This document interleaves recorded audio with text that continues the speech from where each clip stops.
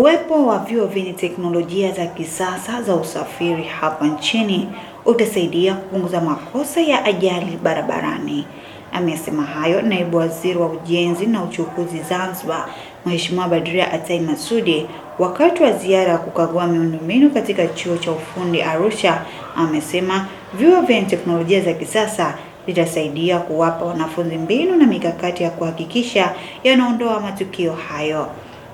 Umetufunza mambo mengi ambayo kama sasa sisi pia Zanzibar, kwa vile tunadhamiria kweli kufanya mabadiliko katika taasisi hii, kuna vitu sasa tunatakiwa tukavifanye ndani ya Zanzibar, na imani kwamba vitapunguza kwa asilimia kubwa zile ajali ambazo zinaendelea kutokea kila siku.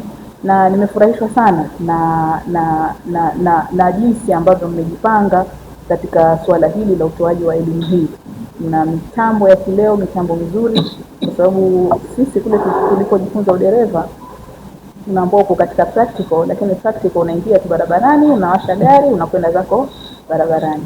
Lakini uzuri huku nilichokiona ambacho kule kwa vyuo vyetu vya udereva almost vyote hakuna.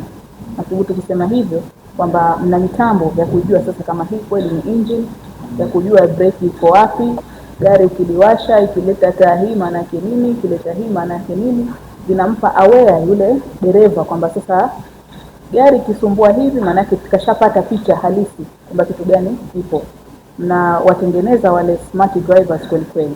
Sababu kama sisi Zanzibar sasa hivi tumeanzisha introduction ya smart cameras kubaini yale makosa ambayo yanafanyika barabarani, lakini bila ya kuwa na hawa smart drivers maana yake hata zile smart cameras hazitatusaidia kitu chochote. Kwa hiyo maana yake tatizo linaanzia kwenye huku udereva. Mkuu wa chuo hicho Profesa Musa Chande amesema wamejipanga vyema katika kuhakikisha wanatoa madereva wazuri, hasa kwa kuzingatia miundombinu iliyopo. Tunachukua muda mwingi sana kuwafundisha kujua gari ili kusudi kupunguza riski yote inayotokana na riski inayotokana labda pengine gari imepata uharibifu ikasababisha kuwa na ajali.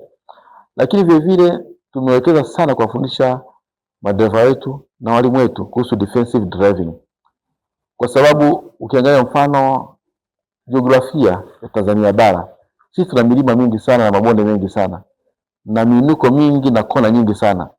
Kwa hiyo lazima wafundishe defensive driving ili kusudi kuepusha mambo ambayo yakatokea katika maeneo hatarishi eneo mbalimbali. Upande wake mwanasheria wa Mamlaka ya Usafiri na Usalama Barabarani Zanzibar, Hassan Vai Hassan, ameuahidi uongozi wa chuo hicho kuongeza mashirikiano katika kuwasomesha walimu wa udereva ili kupata vijana wenye taaluma bora ya usafiri.